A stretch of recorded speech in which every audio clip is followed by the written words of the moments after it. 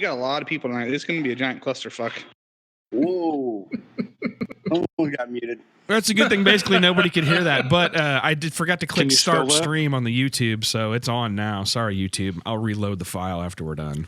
Sorry, YouTubers. All right. Shit, I thought we were talking amongst ourselves. No, we're real time now. We are right after you said what you said, so you're off the hook. But that was cutting it close. Carry on. Now the world can hear you. There we go. Now we got the YouTube stream. Yeah. Takes about 10 seconds after I click the button. But we're live.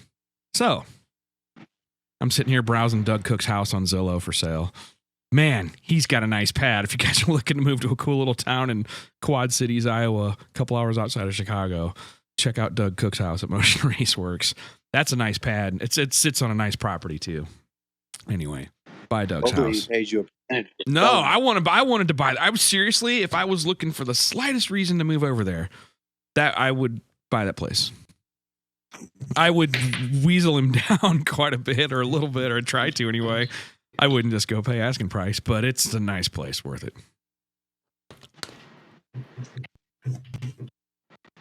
So anyway, well, what is shaking in the week of motorsports, man? Rye's not here yet. It's kind of boring without him. He's our glue. He is. TI's coming up. Texas Invitational. All the road race guys. Yep. And I'm sure that's what Chris is doing. The half mile. Texas coming up next week. That's the big thing for street races. That's what I'm getting ready for. Texas 2K is coming up. And then the Street Kings No Prep is coming up as well, which is, I think, put on in Delgado, and those guys actually put that on. So there's going to be some really nice drag racing to go along with the Texas 2K stuff. And Saturday night at Houston Motorsports Parkway should be a blast. Last year was a really good time. Yeah. So. Anybody see the picture of the cop car on Facebook? The fake cop car, the 14-year-old kid. No. Oh no, the one with the taxi rear end. Yeah. Yeah, it's the rear half of it's painted like a taxi, and the front half of it is Houston PD. So all I got to say to all the guys rolling to Houston for Texas 2K, be careful. Avoid taxis and cops.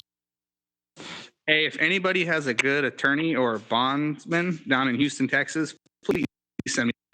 Well, there was actually somebody posted a guy had a nice advertisement. Somebody took a screenshot from one of the Wisconsin groups and one of the Wisconsin car groups and posted it in another group I was in, and it was an attorney who had lived in Houston but lived in Michigan, and he was warning everybody about it and posted up his phone number and his contact information if anybody needed to get a hold of a lawyer. I had to laugh about that. That's two very different questions. Is there a particular need that somebody has? No, not yet, but he's getting warmed up for it. There's going to be there's going to be a few hundred of them that are going to have that particular need about 7 days from now. Yeah, Bill, how familiar are you with felony speeding charges? Or reckless driving, I think is what it turns into, of some kind. Reckless driving, wanton endangerment, attempting to elude. There's a whole list of them that could get tossed around that weekend. That's a fascinating list of things, and that's the requirement that we would take that conversation offline just to preserve attorney-client privilege. But yes, I think I might be able to help some folks. If you want to get to me in the background, we can find the appropriate representation. He's taking you seriously, Billy. That's funny. Thank you. You need to drink more, Bill. Down with me. I'm ready to go. Tom's gonna get in trouble, man. Thank you. Okay, good. I told you I was at the North Phoenix Ballet. I'm already pretty serious. He's trying not to be joking. You guys are making me laugh my ass off. I know. Shut it down. Lord, look who has graced us with his presence. Chad from Bang Shift is here. Awesome. Now Chad. Now the party can start. He heard us being pretty miserable without our normal guy. Everybody, right? Break out the whiskey. It's time to get the party started. I need some whiskey. I got a cold. I got around. Well, you need some honey and sugar to go with that to get that kick. Ginger tea knocked that shit right out of you too. I discovered that. Just don't take Scott's advice. He'll probably tell you to drink a margarita. Ginger tea. I just told him, man, it's girly drink, but it works pretty good. I'm doing that No, Zycam barrel every 30 strength. minutes right now. Barrel strength bourbon with oolong tea. It'll take care of everything. There we go. I love it. Okay, I'm in. Bill, are you all dressed up for the ballet tonight? Are you wearing a tux and all that mess like all the highfalutin people when they go to the ballet in New York City or anything like that? When I say the North Phoenix Ballet, that is a euphemism for an art form where young women, mostly who are in college or working their way through college, perform various, acts, including, quite gymnastics stuff. I assume there's a brass pole involved. I support a single mom. With 5s, 10s, or 20s. I give up. My podcast is ruined. Awesome. We are making You it have rain. lost control, Scott. My podcast is RUNT ruined. You know what I think is the funniest part about that statement, Scott? Is that you still think it's your podcast. I know, no, it's not. It's totally out of control. All I do is turn the thing on. It's like opening a faucet, and you don't really know what's going to come out. Don't drink the water. But Yeah, it's like one of those ones where you turn the faucet and it breaks off. Right. It won't stop running. right, it's balls. Whatever. I got all this fancy video going, all mechanically working pretty good, and here we are. And we probably scared away our normal On the guest. racing front, Go ahead. I do want to say that Yeah. I've got all new valves on all my 20-pound bottles that are all set up for nano. So I'm going to be talking to Cody in the near future. So I'm very excited Sweet. about it. Nice. So much easier to tune, even at the streetcar stuff, the drag week stuff, with consistent bottle pressure. End of story. If you don't mind carrying around a little bit extra stuff, that's where it's at.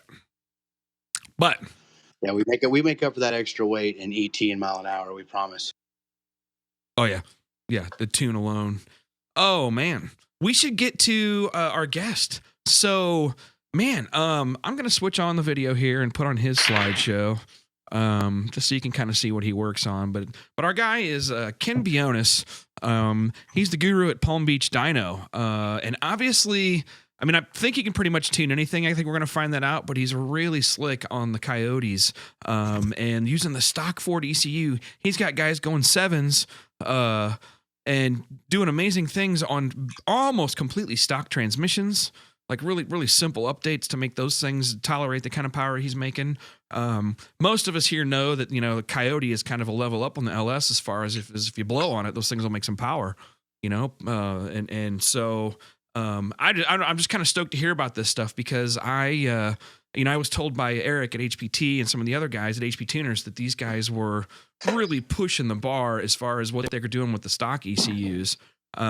So without further delay, I'd like to introduce Mr. Ken Bjonnes. Ken, can you hear us okay, buddy? Yep, I'm here. How's it going? Good. Outstanding. Good to have you here. I'm playing your slideshow. I copped like 150 pictures from your website and Facebook, so everybody gets to see everything, including your rates, which are pretty cool, man. I like how that program is set up, where you have support people for a certain number of times on the track, etc. So, thanks, man. Yeah. Yep. So, I don't know if you guys saw recently, but we just ran our new best time in that white car that you saw, which was a 792 at 176. Was that in Bradenton just this last weekend? Yeah, at the NMRA race. Right. Mm-hmm. Nice. We Okay. also had a major mishap, though, which comes along with this sort of thing. We can talk about that later. And, Talk about the good stuff first. Yeah. All right. Well, so that's now. How many other guys are cracking into the 7s with those? Right now, with that transmission, one other guy, and it was a 2014. The car we did it with is a 2015, and they each have their own challenges. The 2015, I think, is a better stock computer to work with. You get more RPM to work with if you need it. Just in general, I think it's a better PCM, except for the one issue that we've had. Whereas, you also have the IRS to deal with, but we've had some good luck with the IRS cars. I saw the were a little passes worried on the about videos. It looked like switching to you're doing these numbers with making them leave pretty soft. you know, and you can see where you're bringing the power in. Yeah, well, I've actually the car's gone quite a few 120 60 foots also, but because of some of the issues that we've been having with the throttle, we were trying to let it leave a little softer so we didn't run into a spin situation. But you know, so that the most recent passes we were leaving real easy. Once we can get the car to leave, as hard as we want without risking the spin problem and all that. I think the car has quite a bit of ET left in it as it sits. Nice. Yeah, I mean, it looks like you're going to make it leave harder, a little bit harder. That it does look like there's some left in it. It looks. I don't want to say it looks slow, but it looks like you got everything sorted out. You doing anything gear wise? Change anything? Any gear sets in the trans at all, or rear end gears? What's going on there? No, we're on that setup. We're running the standard gearing for the 6R80. That's basically a factory transmission. That's the one that was actually came in that car, and the upgrades are some clutches from Exedi and a billet intermediate shaft. That's it. And actually, there's this one drum that you can get from Power by the Hour that puts a bushing in there. It's, you're talking about $900 in parts, maybe. I'm not really sure. $1,200 in parts. So it's not a huge deal. Now, there are some upgrades out that we were getting ready to test, which is some billet parts. The next thing to go would be the front planetary on those. And there's a billet piece out for that and a billet one-way clutch. Then we have another transmission built ready to go in the car. Nice. But we haven't used it yet. Nice. Yeah. Are you doing your own trans assembly on those? No, we don't do that. Actually, this last one was put together by the guy who's heading up the billet testing on that transmission, Brett LaSala. He's the other guy that's gone sevens with his 2014 single turbo Coyote. So those parts are being made out of Australia. So he did the initial testing for the guy here. And he's going to be the source in the U.S. to get it. So we figured we might as well have him build the transmission for us. He's here in Florida with us. Nice. Good job, dude. That's almost somebody I'd like to have on here to talk about that. I mean, it's curious. Those things must be built right. It's like... Well, the cool thing is the trans that's in the car right now that it's gone multiple 7-second passes is it's over 2 years old. This is the trans that came in the car stock. And then the guy built it, had a Whipple on a stock motor, had a Whipple with a Ford Racing crate engine that went low nines. And then we did this project. It's the same transmission. Yeah. It's never even been opened up. Nice. Now, what are you doing on the engines to make that power as happily as you're doing it? What that almost seems like easy as well. Well, you make that look easy. What goes into a Coyote build for boost? It's funny, it really is a pretty easy recipe up to this point. It took some time to get here, but the Coyote's been out since 2011, and so we've got the recipe down pretty good, I'd say. We use NPR racing engines for all of our engines. Where are they located? They're right in the same town as us in Florida, Boynton Beach, Florida. Nice. Okay. But they do some of the baddest modular motors. I mean, they do everything. There's Tony Alm. He runs Ultra Street. Sure. With a push rod combo, so he knows those motors. But he also is well known for the mod motor stuff.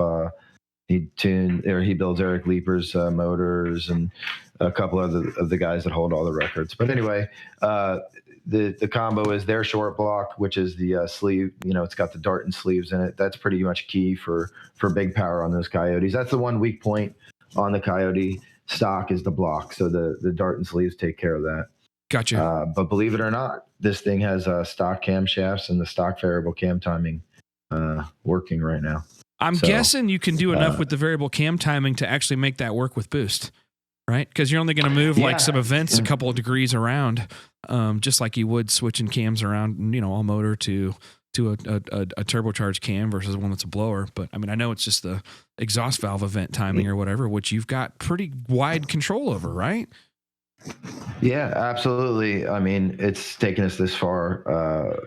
We eventually plan to when this project was started, we really weren't planning on going sevens. The guy that owns the car is a friend of mine, and he just wanted to go. We were looking just to go one of the faster cars with this transmission, and it's kind of turned into this. And now, he wants to take it as far as we possibly can. So we're talking down the road, pulling the motor and O-ringing the block and putting some cams in it. That's going to become the R&D mule then for a bunch of new stuff. Yeah. Yeah, basically, just push it beyond the limits. Are you personally comfortable? We could do. Personally comfortable with the aftermarket or with the factory ECU? I mean, first off, what you're doing is effing amazing on the stock ECU. All right, so that's bizarre and ridiculous, and whole new level for not just Ford but for any of the makes that are out there. Just our 2 cents. And I guess what concerns would you have about the factory ECU? Comfortable taking that all the way out? Would you put that on a Pro Mod version of a Coyote if you had to, or how far out do you think that'll carry? Well, there's always limits. In this case, I feel real comfortable where we're at. I feel comfortable making, another couple hundred horsepower. Really what becomes a little bit more of the challenge is dependable logging and some of the other things that come along with a standalone, as opposed to, I'm logging this car with HP tuners, which works awesome, but, it's a little different than it automatically logging on a standalone, which makes it a little bit simpler and you'll always get the data. You don't have any other sorts of issues where you kick a plug out or whatever. So, but as far as just getting it down the track and everything, my thing is I'll have a race. I've raced before. I'll have a race car down the road, but I'm all about the 6R80 right now. I mean, I do this for fun, but I also do it because I tune a lot of these cars all around the country. So, to me, switching to like a race trans at this point isn't really an option. So 6R80. I mean, that trans has to be retaining a lot more efficiency than your typical drag race trans that's required to move a car that heavy into the sevens. Am I wrong? I mean, it sounds. Yeah. Well, the big challenge with this transmission is the gearing. It has a 417 first gear. Okay, so yeah. Wow. So your starting line ratio is really crazy high then. And so we're running a 9-inch in it with a 3.0 gear. That's what I just now got a 275 gear, which came in like a 1970s F-150. I found one of those. And I'm gonna send that out to get all done up, and then we're gonna try that in the car eventually. But right now we're running a 3.0 gear in it with we run a 17-inch wheel on this car also. So we're doing that with a 17. What tire are you running on it? It's a 3.0. I think it's a 305 45 17. I think that's what it is. It's a ET Street R. Yep. Yeah. Yep. Yeah, ET Street R. So it's awesome. Like I said, I mean, I've gone 1.20 60 foots with it multiple times, and I think there's even more left in it. We really haven't pushed the boundaries of, letting it eat out of the hole. Well, we have a couple times, and with very negative effects. But we'll talk about that later, I guess. Yeah, but, right. Yeah. How do you deal with that crazy first gear? Because the 1-2 shift has got to be horrible. Look at their videos, Chad. Check out their power management. They're kicking ass at power management, Ken. I just want to throw that out there. You're doing good because they load the chassis real smooth. I'm super impressed how that car leaves. Check out some of these videos. Carry on. Yeah, the big thing is it comes down, like Scott said, power management. I mean, you've got so much gearing that you're not necessarily going to pour the boost to it as quickly as you would another car, nor do you need to because you've got the gearing. So you just got to work with what you have, and that's what makes it fun for me because there's obviously recipes out there for the typical combos, but when you get into something like this, you're kind of in uncharted territory. So it makes it a little bit more fun to figure out, especially when you're talking about trying to duplicate this, because I've got lots of other customers that will use this car to go just as fast. I've got another guy out in the St. Louis area. He's got a car that's last year went 850s, and we'll be using all the information from this car, and he'll probably be knocking, on the low 8s, high 7s in his car with a remote tune. I've never even touched that car. So that's what this all goes into. Pretty easy for you on those cars, being the same ECU across the board. I mean, starting off with the factory tune, is it Easy Yeah, to over do? time, over time, it takes time to develop the base files. But because I'm so specialized in the combinations that I do, Coyote and GT500 is like 99% of my remote tuning. I get to the point where I have files that are fairly worked out well, except for differences in injectors or where they put their mass air meter, things like that. But the basic file is set up, so they're fairly repeatable. It takes some time to get there. Obviously, when the 2015 came out and the computer was new, that took a long time to get right. But, right now I'm at a point where, I feel very sorted on all of our 2015 and newer power adder cars, turbo. I do, this is a twin turbo car, but I do probably, more Whipple cars than anything. I sell Tons of Whipple Whipple cars. I saw that. Yeah. yeah, and I endorse Whipple because I love turbos. Turbos are great, but these Whipples are just so amazing out of the box. Boom, throw it on top of the car. Especially the one for this for the newer one, the Gen 3 is just insane. 700 plus on 93 octane on a basically otherwise stock car at the wheel. So it's hard to beat that. The turbos, for the guy that wants to push it, through the roof. But I really like the Whipples on these cars. We're living in good times. That's awesome. I know And when the install is easier too. And can you get that installed in a day? I mean, that's a lot of the supercharger, much easier install than doing a hot and a cold side on turbo setup. Am I right? It's definitely quicker than a turbo car for sure.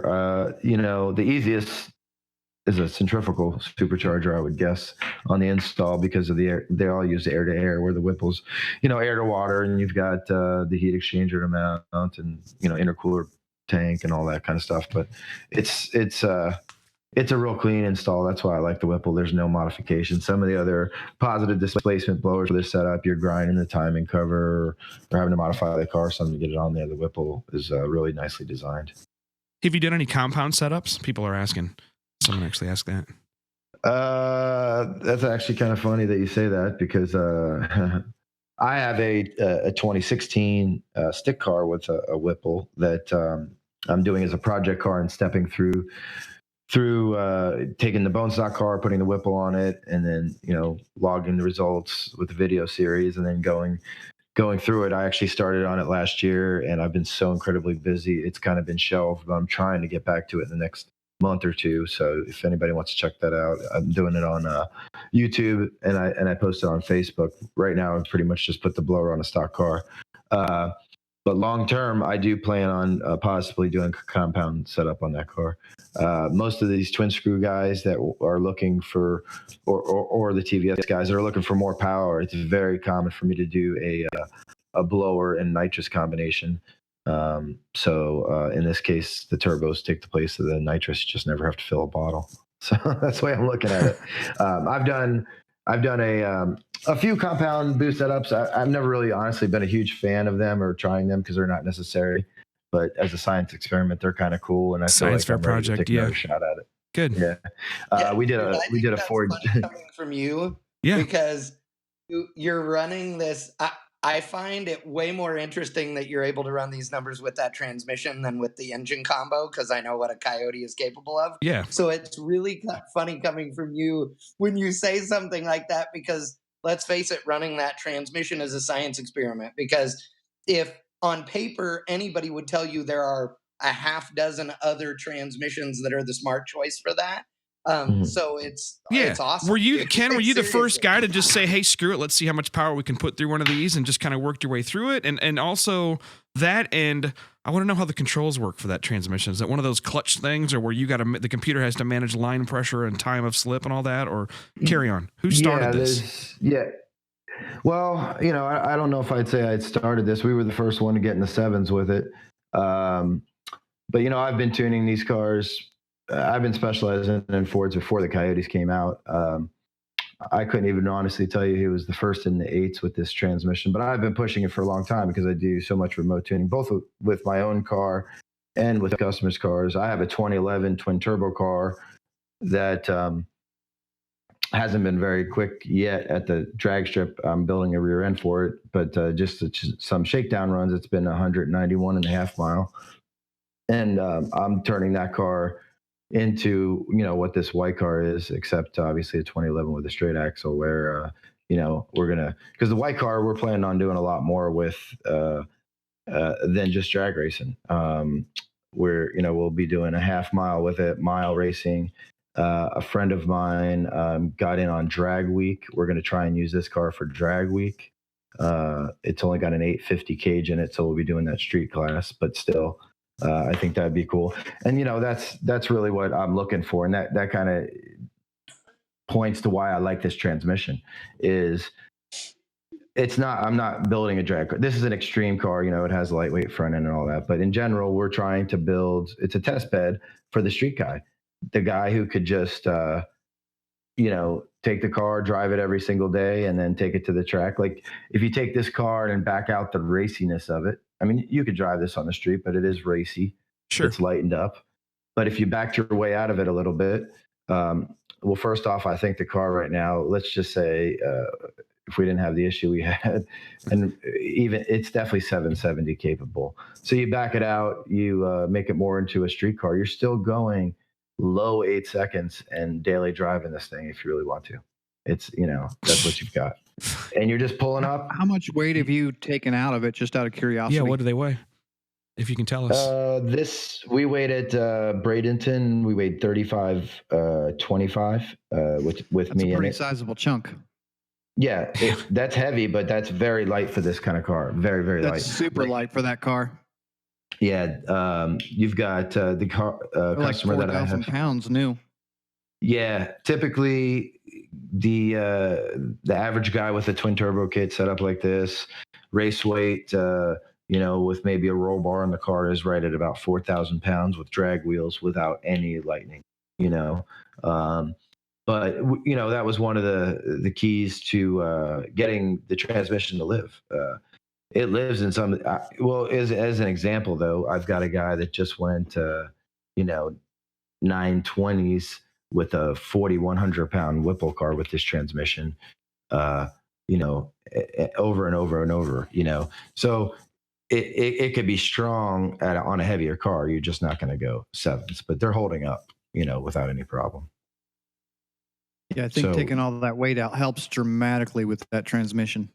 Oh yeah, huge for sure. And that's why we did it. Obviously, you got multiple benefits. You've got less parts breakage, and you're going to go quicker, of course. So, that car has carbon doors on it. It has they're not really nice carbon doors. They're just Anderson doors, which save a little, a good chunk of weight, but they're not, crazy. You could still put this, it has power windows though. It has carbon doors, but they're fully functional doors. It's not like a race door, and it's got a carbon hood, but it's a bolt-on carbon hood. It's not a race hood. So people see all the carbon on it and think it's, that makes it crazy light, but there's a lot more that went into getting it light. The front end was probably the biggest weight savings on that car. It has a race setup from AA Performance, where it converts it over to Fox spindles, and you can get real lightweight brakes on there and stuff like that. So it's a nice setup. Badass. So yeah. I mean, I'm also interested in the stock ECU stuff. What about the controls on that transmission? What kind of parameter or what kind of things do you have to control? I know it's not just solenoid shifted. Otherwise, there would be a bunch of standalone controls for it. Yeah, and that's the problem. Well, everything in these setups, it's torque based. So you've got to have a good torque calculation on your tune to get everything else to fall into line on the transmission side. Because if the computer doesn't know what kind of torque it's making, you can't be handled correctly. Got it. I mean, you could always hack your way through it. That's the problem, is you hack your way through it on one car and you get it just about right. You, yeah. And then the next car you tune, it bites you in the ass. So you got to get it all the torque models correct in the tune to get, and it really falls into place. I mean, a lot of the times it's funny. Not that I'm not doing things in there that, I've learned over time, but everybody always says, what's the big secret? Well, the big secret a lot of the times is probably don't mess with something that you don't know what it is. I have seen tunes from other people that I'm like, why were you messing why did with they this? change? You know, Yeah. why were you messing with this? You know, like this is probably causing you more problems, and they're just guessing. You know, so a lot of the times it's better to leave something stock if you don't know what it does, rather than just guess, because you guess at that, it doesn't do anything. You move on to something else, and you forgot you changed that, and you know you're chasing your tail for the rest of the tune. So, you know, it's the biggest problem that people have. And one of the biggest keys to keeping it alive is, you know, in some cases, especially on these cars that don't have the built parts, is one of the biggest things a lot of tuners love to do is just go in and shut off every bit of torque reduction you possibly can, you know, and in these cases, that tuning the torque reduction is what comes in handy in keeping these things alive, especially if if it doesn't have the better parts in it on a stock heavy car. Now, did you tell me earlier the trans brake is actually like you're just figuring that out with the controls? Can you explain that? Yeah, the trans brake is. This is awesome. Check this out, you guys. It's crazy. The trans brake is like, I mean, I'm actually going to change the relays that we're using, but just to see if it changed, because I just now added a bump box to the car, which works great too. But right now the relays we're using are just cheap, you know, regular 30 amp automotive relays. Right. And you're basically using the two relays to swap between two solenoid wires that lock up the transmission. So you're applying two elements that lock the tranny. It's not like reverse and first, but I forget which two elements are coming on. I'd have to look at the diagram, but it locks the tranny up just, you know, like a normal trans brake, and the computer doesn't really know what's going on. And that's it. And then now you can pulse, you know, for a long time, people were looking for a bump box, and we never really even tried it, but we're just pulsing it like you would pulse a normal trans brake solenoid. It's just you're pulsing the ground on those relays, and it works great. I bumped in at the race this weekend. So was there a way for you guys to do a second gear leave in that thing? Have you guys explored that at all? Other people have. The guy that was testing the billet parts, he spent, in fact, you know, that's partly why I may have actually beat him to the sevens. He had been, you know, getting to this whole build that with the white car was a short-term deal. You know, we just did this over the last 6 months, maybe. He's had his car running for a while, but he was trying the second gear leave for quite some time, and he didn't really get very far with it. I think it was causing a lot of heat in the transmission. I forget the problems they were having. It might have been loading the front planetary. That may have been what led to the billet parts also. I'm not really sure, but he went back to first gear leave, and he's been 793, and we just recently beat him. So his plan was not to run anymore, slow the car down a little bit. But now that we beat him, I think he's going to take another shot at us. Of course. Yeah. But there is another option out there, you know, and it remains to be seen how well it's going to work out, I suppose. But it is out there. Power by the Hour has a thing called the 4R200. And what it is it's a replacement front planetary gear that's solid. And it turns it into a 4-speed transmission. And you wind up with, more favorable gearing, you know.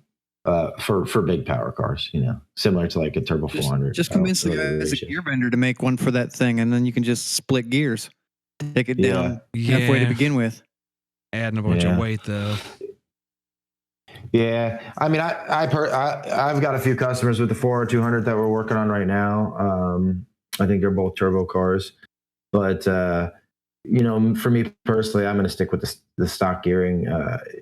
Like I said, most of what I do with my own stuff is to help customers, and most people are going to still have the standard gearing. So, that's where this car led. I mean, we made a huge part of the success of that car is the converter that's in it. I mean, it's just insanely good. It works on. Who does your converters? Circle D. Got it. Nice. All right. Circle D Good job, converters. guys. Yeah. Yep. And this is a new converter that they've been working on for a couple of years, where it's a billet stator.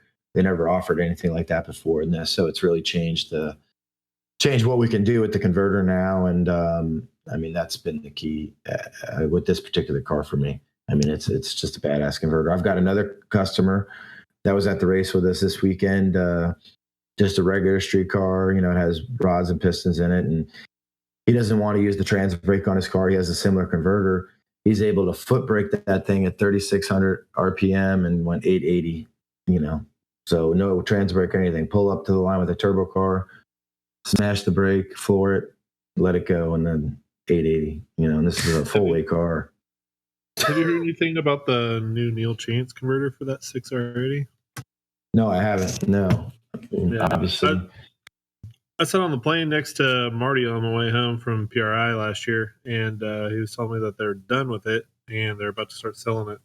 Apparently, it's the same technology, basically the same design as their ProMod converter, which will hold like 4,000 plus horsepower. So I'd be interested to see what you guys could do with that much, you know, range on the lockup, because you can tune the slip and you could lock it up as much as you wanted in that thing. Yeah, that'd be interesting to try it out for sure. Obviously, you know, their name gets my attention for sure. But yeah, I'd like to compare it to what we have right now on that pass. I am locking the converter on that setup. It's not quite holding. You know, I sent the data into them, and we're going to work on that. But it's getting close. It's you know, it's close to lock up. Yeah, he was telling me that thing, that there's not a coyote on the planet that couldn't lock up his converter and it just hold it. And he said that you will not be able to outpower it. So yeah.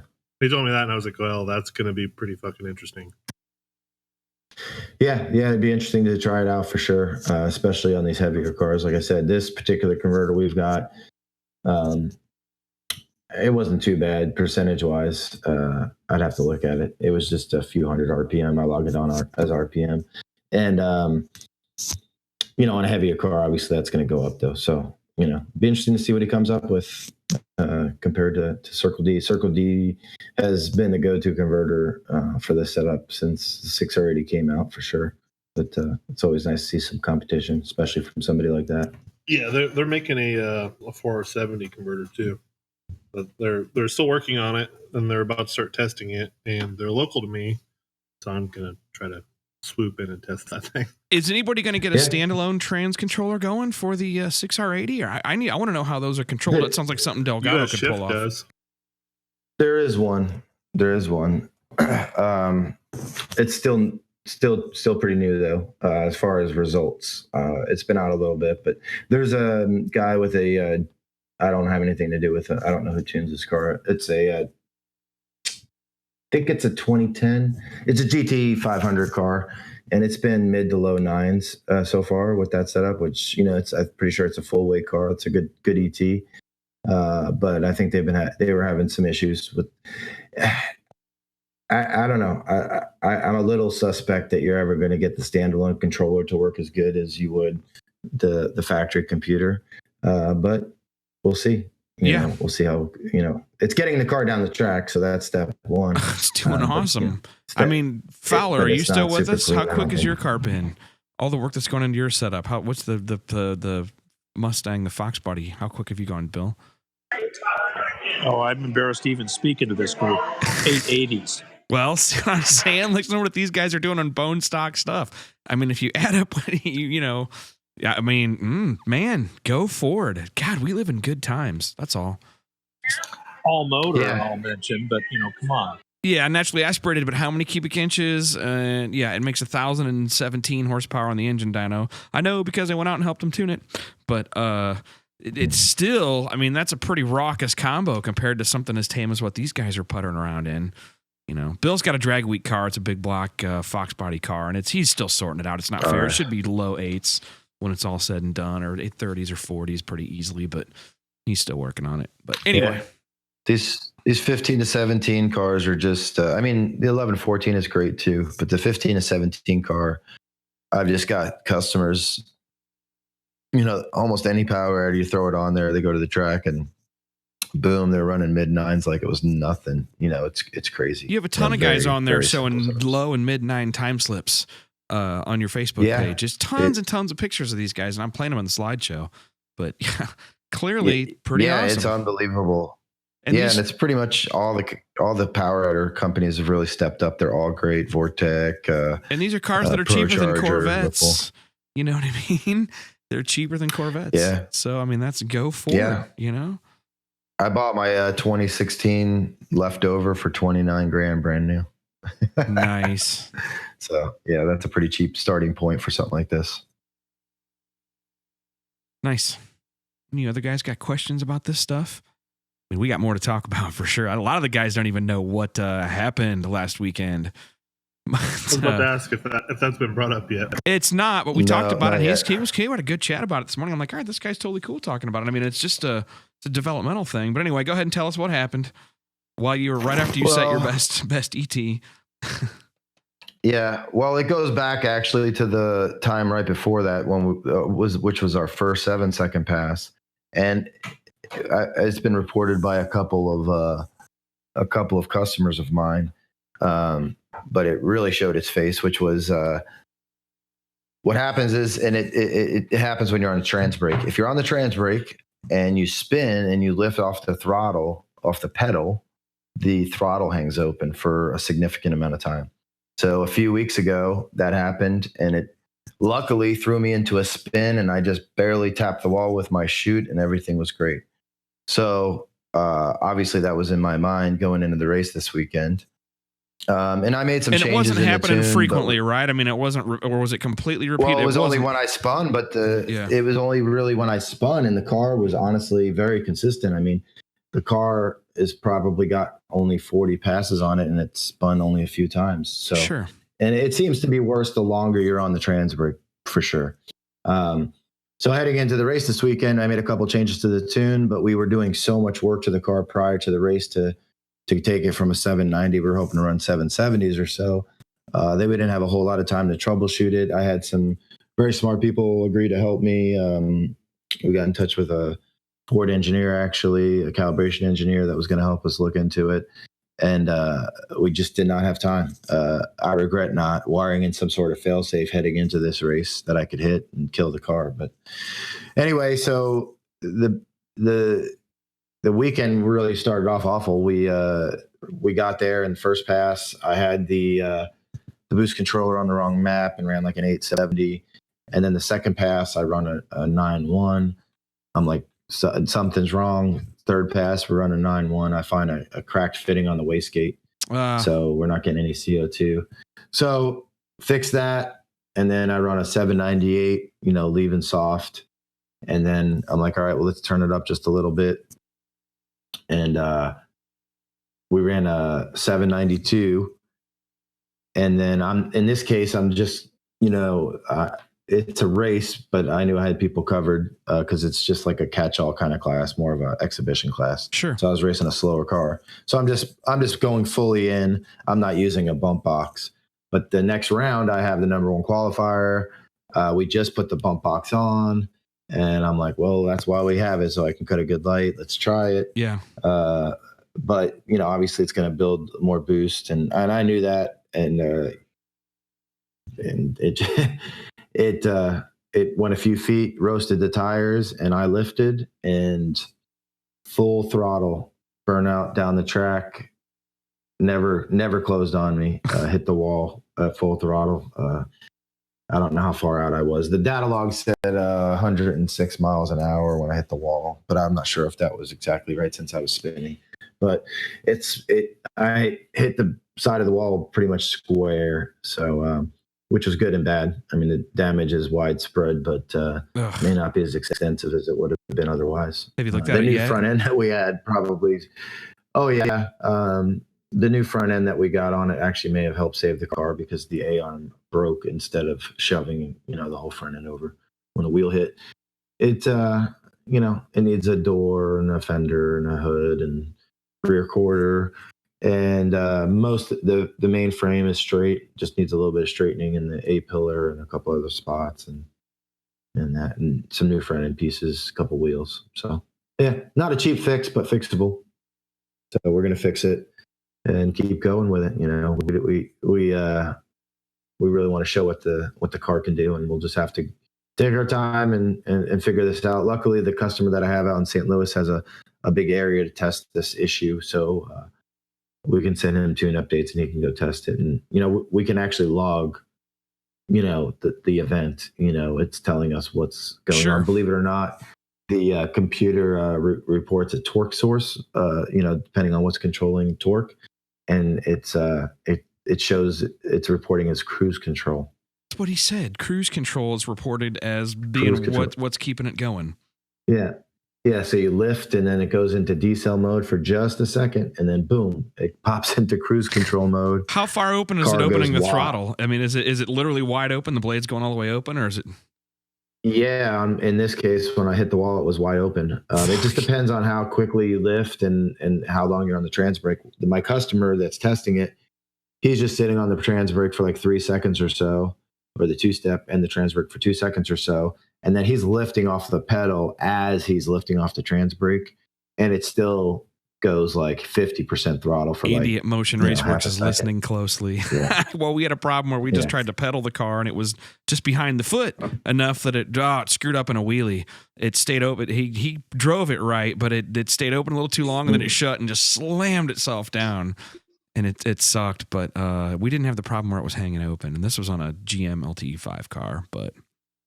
Yeah, the problem is with these cars, they don't have keys. So pushing the button down isn't going to really work. You got to hold it for a couple seconds.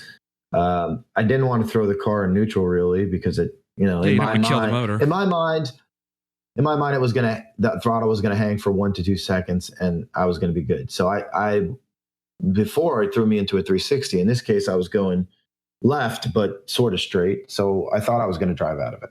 I thought the throttle was going to close and it was going to be a scary ride, but it just never did. If I would have known that was going to be the result, I would have thrown it in neutral and probably, been a couple of valves or something. But that would have been better than what happened.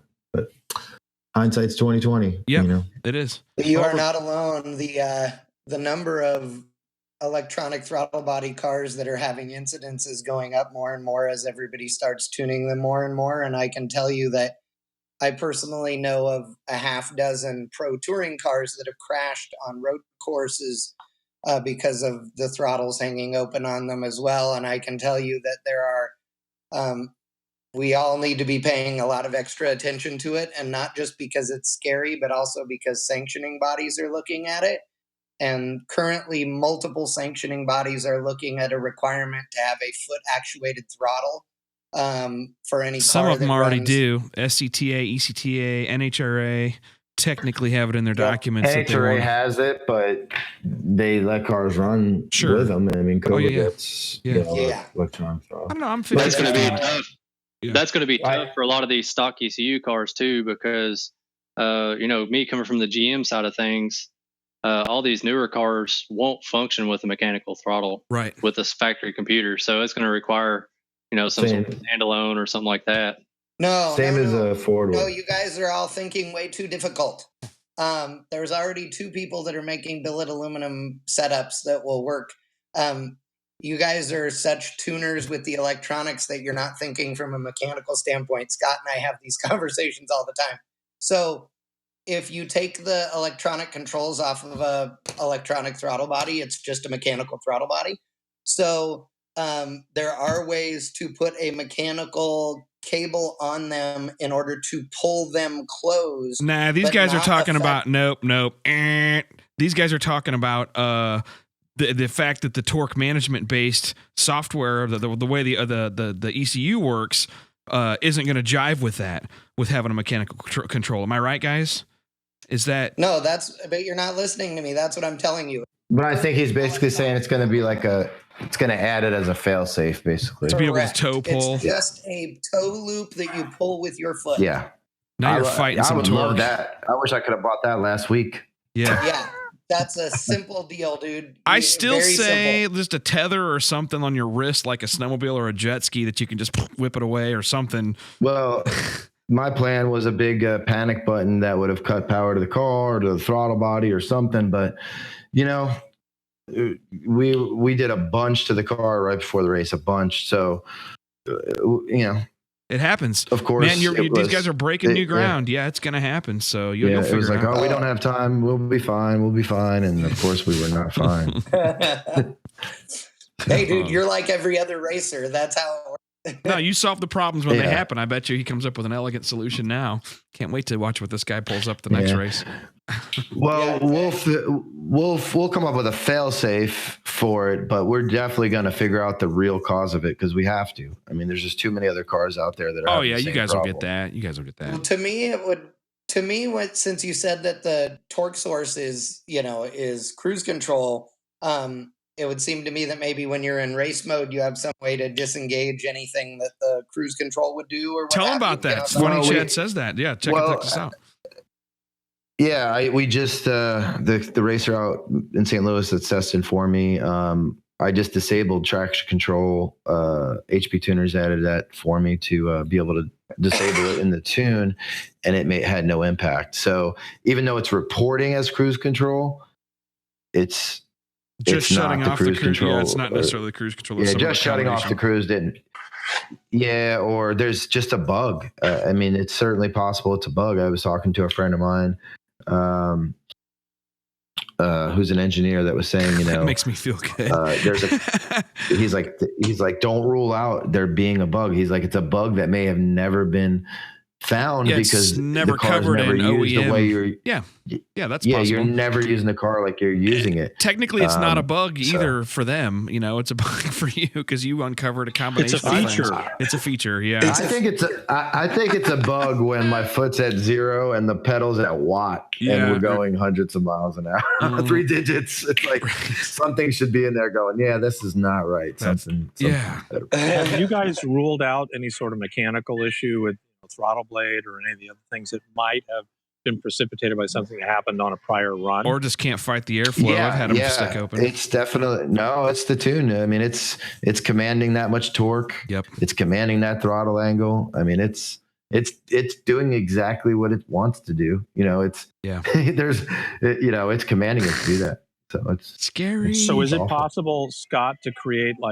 or any of you guys a no shit light? That says, okay, it's seeing this, and therefore so you could do something like you could put like a cheap microsquirt on there for $200 that would watch the pedal position as an input and watch the actual throttle angle. I think as long as do those throttles have analog sensors that you can access externally, or are they all CAN or serial? Well, the easiest thing to do would be in this case, they do put out a voltage that you can see. Yeah, we could do all this through our boost controller on this particular car. Yeah. So, that would be one way to do it. Couple analog inputs and have it light a light. Yeah, if it's got that capability. So, yeah, it sounds like it's easy to access. Some of the GM throttles now, you can't get access to all the sensors are completely internal, so you can't get anywhere outside the case of the throttle body to tap a 0 to 5 or 5 to 0 volt position sensor of the actual throttle. So that's kind of starting to. So I didn't know how those are wired on the Fords. Well, and that's the other problem is not only did we, not only did this problem happen, but I happen to be using time-based boost control, so it's adding boost. It's letting it fly the whole way. Oh man, the whole way sucks. That's like wheel speed based boost control on a drive shaft speed sensor. People get that after the first time; it just goes berserk. But yeah. God. I have it set up for wheel speed boost also, but I prefer time on the drag cars, and then I use the wheel speed for the street and half mile stuff.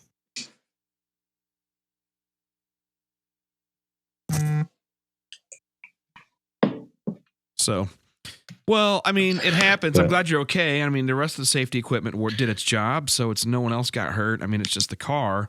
So, I mean, that's actually good news. It doesn't sound like it. You don't sound too cheery. Is the car still on the trailer, or have you started working on it yet? No, we unloaded it into the shop that night. Guy towed it over back from Bradenton for me. We're about 3 hours away from there. We haven't really done anything with it. I just kind of went over it, looked at it. Nothing really happened in the engine bay. It's probably going to need a new strut tower on that side. The game plan right now is just to strip it down, put a stock K-member back on it so it could be fixed, to factory spec, get it all straight and fixed, and then put it back together and keep going. So we'll probably start on that this weekend. Taking it apart. But yeah, I mean, like I said, we've got a lot more to go with it. But I've got a lot of other customers in the same ballpark as this car, just probably a little bit heavier, a couple hundred pounds heavier than this car. So right, we're hoping they'll still be in the low 8s, high 7s. So we'll continue development on those cars. Does the 6R80 car, these combos print decent numbers on the chassis dyno as a result of? I mean, are you locking converter on these cars or equivalently locked converter? When they go down the track, it sounds like just a quickly shifted manual transmission, Yeah, I locked the converter on this car in third gear. It starts to lock. It's kind of a soft lock. Sure. PWM. Yep. But this car, believe it or not, it's never made triple digits on my dyno. And it's funny because I have dyno in my name. But, on a car like this, I'm not really too worried about the dyno. I know where the tune needs to be. I get a basic tune on it, do some pulls, make sure there's no leaks, everything looks good. And then this car has just been at the track, turning it up and, checking logs. But I have dynoed other, when I do a remote tune, sometimes the customers are on a dyno rather than the track.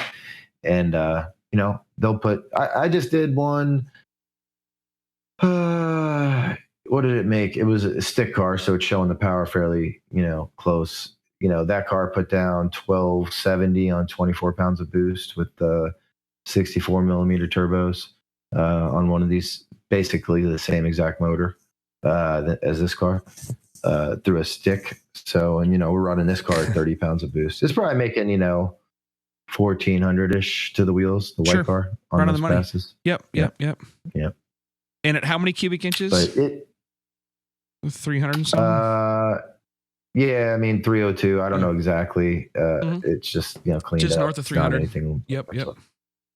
Wow, man, that's awesome. Wow, that's good shit. It's cool to see. I didn't. Wait, did I say 1270? I meant 1170 at 24 pounds. Oh, gotcha. Okay, not 1270. Okay. What kind of dyno are you talking about? I mean, shit. I'm on a dyno jet. Gotcha. Yeah, so. Okay. Good. Yeah. Once you get up, and I don't have a brake on it. I dug my pit for a brake, but I never wound up putting it on there. Right. Most of the time I just take the car to the track anyway. That's what we do too. There. Is I'm just on like the turbo cars. Yeah. Nowadays I'm just caring less and less about the dyno type, and I'm like, just get me some wide open time so I can make sure the car's not going to eat itself up, and then we'll go to the track and figure everything else out. Yeah. The big advantage for the dyno for me is on these cars is when I'm dialing in cam timing, because you can see small changes and stuff like that. But once I pretty much know where I want to be on any particular setup, then I don't really need to be on the dyno anymore. Cool. So this is typical of all the Camaros with their LSs out there, right? They're all going this fast. Here we go. This is the one Ford guy or two Ford guys actually joined up tonight. So they finally can talk some shit after months and months of vice versa. My favorite win on these whole newer Mustangs on that topic is nobody even brings up Camaros anymore. They just compare the Mustang directly to the Corvette, which costs twice as much. That's a win for me right there. Yeah. So if they do, is it the same level car? Obviously we can argue that all day. I sure hope not at the price difference, but with the power adder on them, they hang pretty nicely with those cars, I'd say. So, and there's some all motor ones that unfortunately not too many people push the all motor thing anymore, but. The Coyote can make some decent power all motor. We did. I did one recently with Ronnie Crawford on an engine dyno. We made 700 NA on 93 octane. Nice on a Coyote. Nice. Yeah. So spinning it faster or higher compression or both. Everything you could possibly do, really. It was a stroker. I think it was a 351 or something like that. I forget exactly, but so it was punched out as big as you can make it and everything. But it was just an exercise in seeing what he could do. It was actually working with a college student on it for some final project deal. So I tuned it for them with the stock computer on an engine dyno. Nice. Did that work okay on the engine dyno? Do you have any challenges with that? I know some other tuners that had some issues with that. It wasn't too bad. They originally were going to put an AEM on it, but it was a 15 plus motor that the cam control is different, and AEM hadn't had that 100% worked out, and they were just having issues with it. Right. And they had to get it done. So I said, just put a stock computer on it. And unfortunately, I couldn't be there in person. But we, so it was a little challenging to get some good pulls out of it, but we did. Nice. We did. So. Right on. And you guys out there listening, got questions, hit them up with Facebook questions or Mixler or on the YouTube. Just curious if you got questions for Ken. Mr. Ken. How many times did you have to fight the infamous forward wrench? Your mother ate it all the time.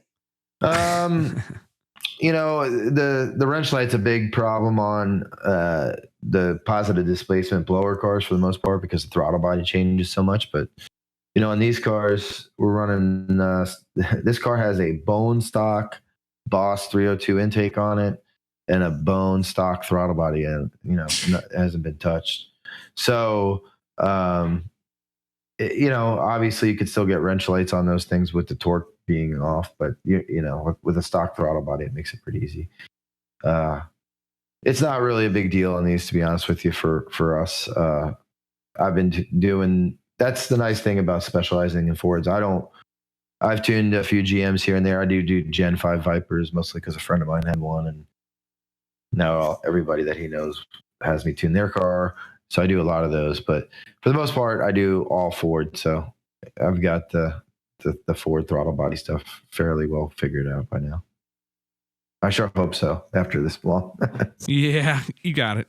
I'm impressed, man. You guys are going fast and do a lot of neat stuff on stock stuff. That's so how many do you tune basically every standalone or lots of the standalones out there, given that they're probably considerably easier than what you're used to? I've touched them all, but I touched them all, but I really honestly want to get more into that. Right. I just don't have the time. I do have new guys, not real new. They've been with me a few months now, but I did hire some new guys. Rob Shoemaker, he's out of New Jersey, and he'll be moving to Florida here soon. So once he moves down, I'll have a lot more time. Right now, my wife runs the business with me, and I have a guy that helps with the phones and sales and all that. But I do all the videos and the pictures and the website and the marketing. So I don't have a whole lot of time to do anything except what I'm, the Ford stock computer stuff. And then here and there, like that Lightning that was just recently on, I did that with Holly. That's a pretty sweet truck that really hasn't gotten 100% down the track yet. That's actually truck has some history. I think it went 670s at like 220, and then the guy wrecked it, and then the customer that I'm tuning it for bought it and rebuilt it. Got it. But so that has Holly. I've done Haltech. I do some tuning for Backdraft Racing. They do those Cobra cars, and they'll do the individual throttle body setups on those, and I'll use Haltech for those. So when it comes up, I do it, but I've mostly shied away from the race car world a little bit, even though I do race myself because of, I enjoy it. I enjoy taking the street still cars having fun doing it. Where the race. Yeah. And also it's a good business decision. When I have a repeatable customer that and a package I can offer to a street, there's 10,000 times more street guys than there are guys that are, doing the race car thing. Right. So I guess it's the difference between having a few customers. You do any land speed racing or mile racing, half mile, anything other than the drag strip stuff? Yeah. I've been to, actually, it wasn't very fast, but at the time I was the first Coyote in over 200 at the Texas Mile. Nice. I haven't been back there. I spun out there, I don't know, 4 or 5 years ago, and I haven't been back. I've done a couple of half-mile events. I went 191 in my 2011 with just, a shakedown pass. I'm pretty sure that car will do over 200 the next time it comes out. So, no, I'm all about I haven't done, Bonneville, land speed, any of that stuff, but just the half-mile and mile, standing mile stuff. Some of us are getting ready for the Blytheville, Arkansas race here in April. It's going to be the first ECTA meet in 2 years. But it's it's a mile. Okay. Yeah, that's kind of a cool one. But I'm gonna head out there with some customers of ours. But yeah, we like to do land speed stuff. So I was just curious. I know you've done a little bit. I'd seen some stuff. I plan on we plan on taking this white car before we had the issue to a half mile fairly soon. But that's still in the cards once the car gets fixed. Yep. We want to kind of go, set every record we can with that, even at the mile. We're gonna take a swing for that 260 mark with the car. Nice. Yep. With that transmission. In overdrive. That's crazy. Yeah. I mean, that's awesome. I'm super excited about that. So that Ford is actually killing the game right now for the capability of doing mods. That's pretty impressive. Well, we've got the 10-speed now in the 2018, so we'll see how that works out. Are you gonna? Well, I guess is it too soon to say you've played with any of those yet, or? I haven't played with any power adder ones. I've played with some naturally aspirated ones. There's other people that have done a few power adder ones, and the first one just laid down 1,000 on the dyno, but they did have some problems in 7th gear with it slipping. So, right. I whenever it's one of those things where it's like, we're going to do the 6th to 8th shift on this one instead of take it out of the car. But yeah, it's kind of interesting. 7th gear just makes me laugh. I know, right? It's got 10 speeds. That's crazy. So my favorite transmission, my favorite automatic Earth has 2 speeds. Right. Yeah, the 10 speeds are modern. Yeah, we're gonna get Chad. The 10 speeds just sound super crazy going down the track. It's just I'm waiting. Yeah, I'm waiting for somebody to put Huffy on the side of one. Right. Yeah. Yeah. Dude, that'd be awesome. Yeah. I mean, even naturally aspirated, they go through quite a few gears. So once we get these cars down in the low 9s, high 8s, it's gonna sound pretty interesting going down the track. Well, I mean, hopefully we can get that transmission there. We'll see. It should. It's rated to the same power as the 6-speed, but the problem is nobody has any parts for it just yet. I don't think the upgraded clutches are out even for it yet. Isn't the good news that because that's a joint GM Ford development, that everybody in the aftermarket gets to work on kind of both at once? Yeah, the aftermarket should be that much better for it. I mean, it's not exactly the same thing, but that's sort of where the billet parts for the 6R80 came out of. It wasn't even a U.S. company that did it. It's an Australian company because it's not exactly the same transmission, but they have a transmission that runs the same front planetary 6-speed. It's almost the same transmission. So, having the parts in more people's hands is always good. You haven't said anything about rear ends or anything like this in this conversation.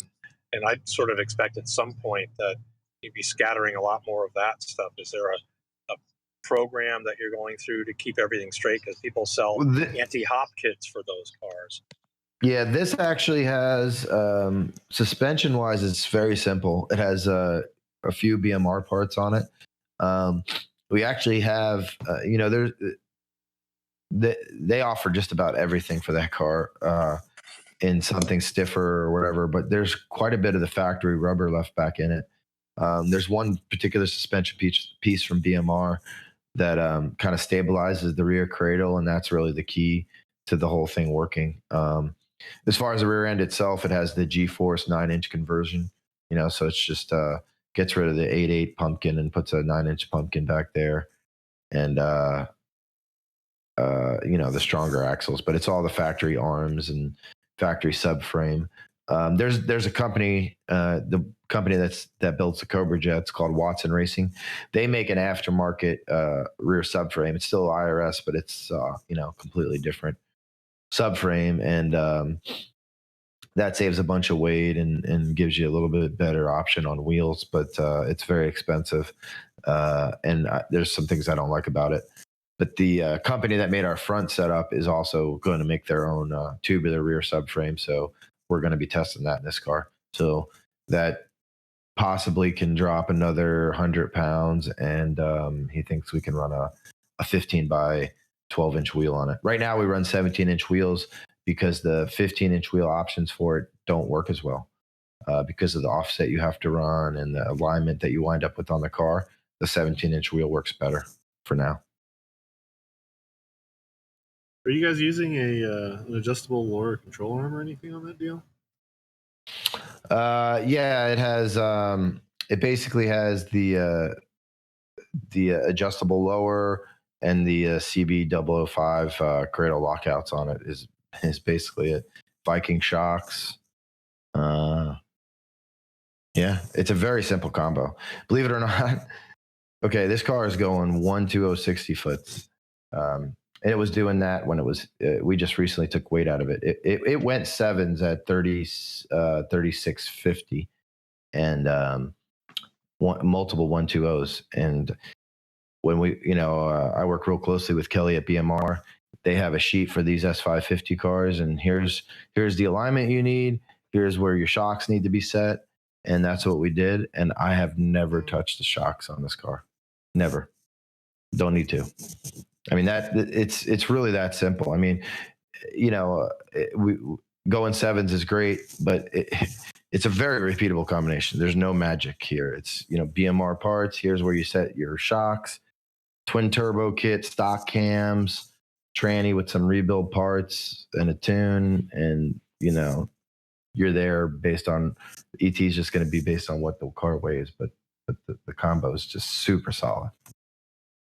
Could you break down what, just like take a minute to kind of more slowly, you kind of skipped through them a little earlier, but the mods for a 6R80 build, whatever you're comfortable sharing, what you have, where you have to start and what you progress through. I mean, Tony Gagnon, you probably know him. He's with the tuning school guys, but he was asking about that.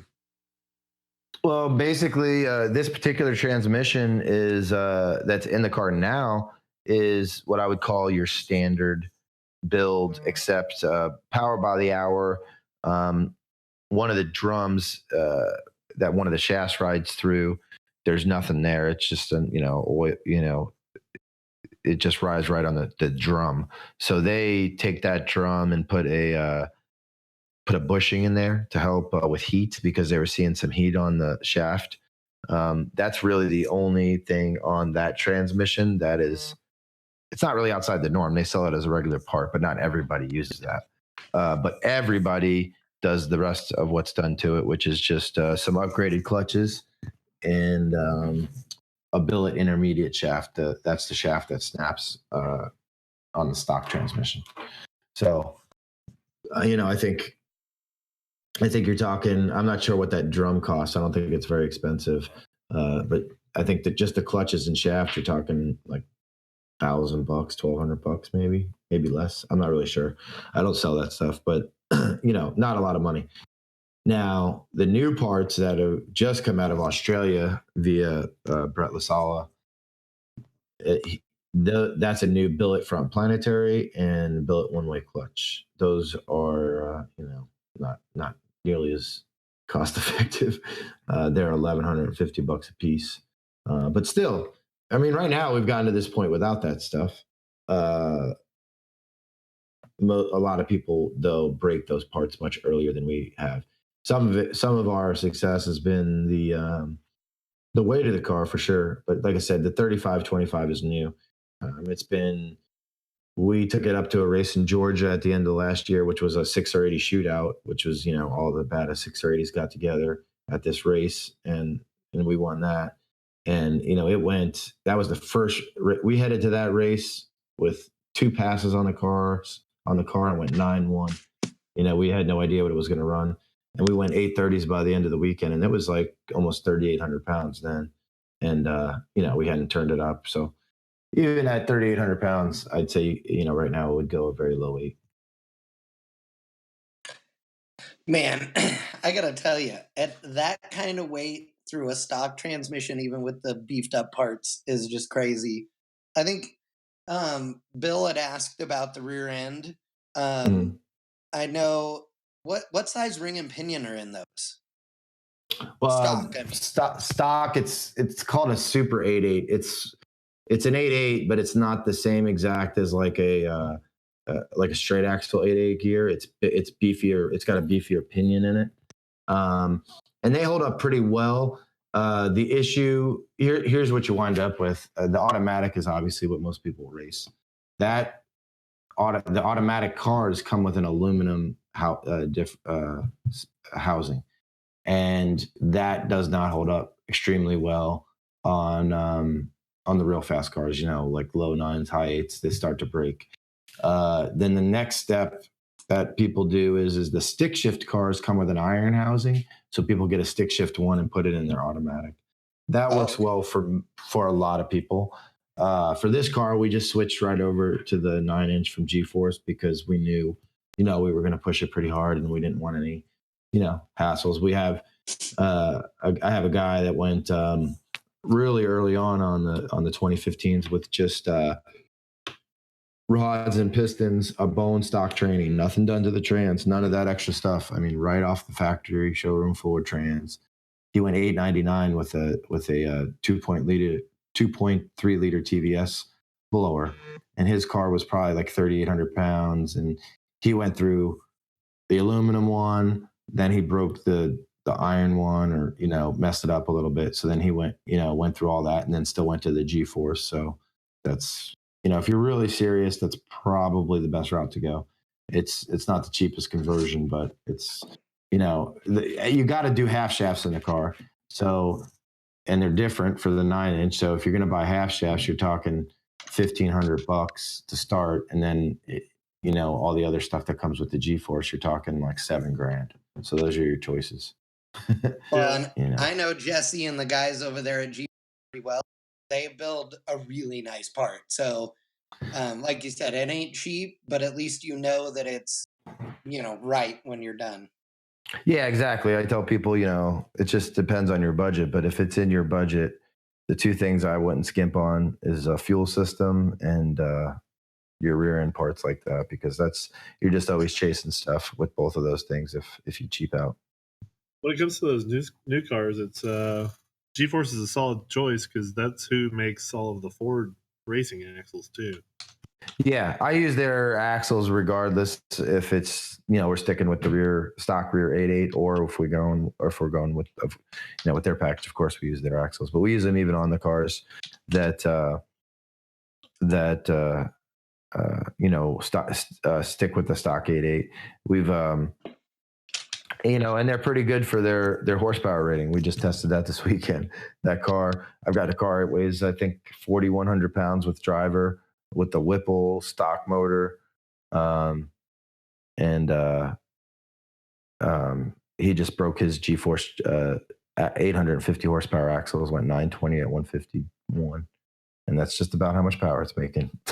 So, yeah, I was the lead welder at G-Force whenever we designed those axles. And it was funny because Ford sent us a rear end, and they were like, we can't keep axles in this thing. They couldn't make more than 3 hits on a set of their axles. And SVT made a set of 300M bars and all that. And we told them, we're like, we can make axles live in that thing. It's not a problem. Because we got the rear end, and in like 30 seconds, we looked at it. We were like, okay, well, this is the fucking issue right here. And we went up there. We made a set of axles for it. We went up there, and SVT showed up with their 300M axle bars, and a couple other guys brought axles, and everybody's axles broke within 3 hits. They were like, we've never been able to test this car for more than 30 minutes. And they made like something, I don't know, 72 hits on our axles. And they were like, okay, you guys got the job. And that's how G-Force got the job making all those Ford racing axles. Oh, nice. Very nice. Yeah, we've had nothing but luck. 3 to 70, then they did it right.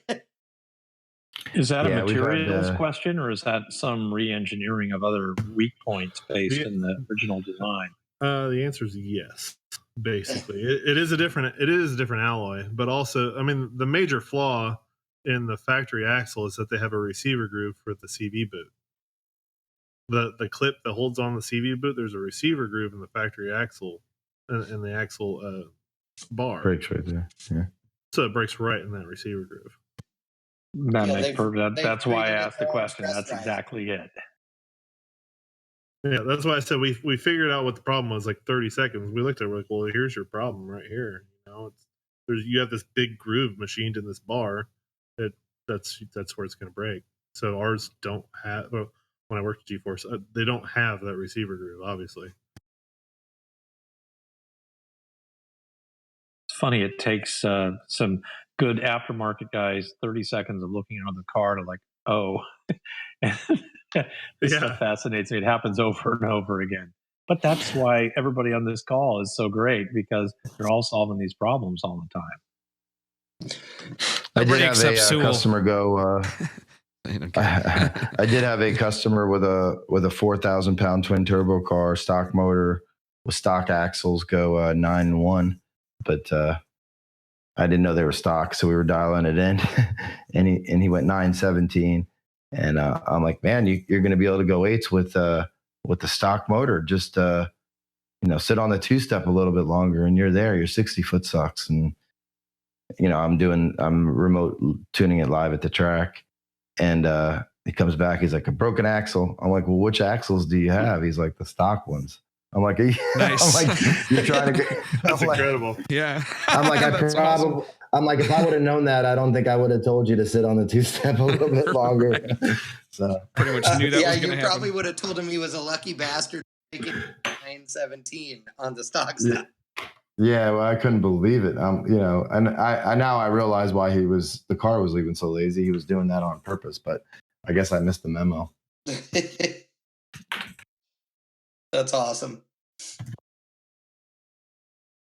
What do you, of all the things that you've had to figure out on the, what's the thing that was either the most difficult or challenging or exciting or whatever that you figured out that nobody else knew first?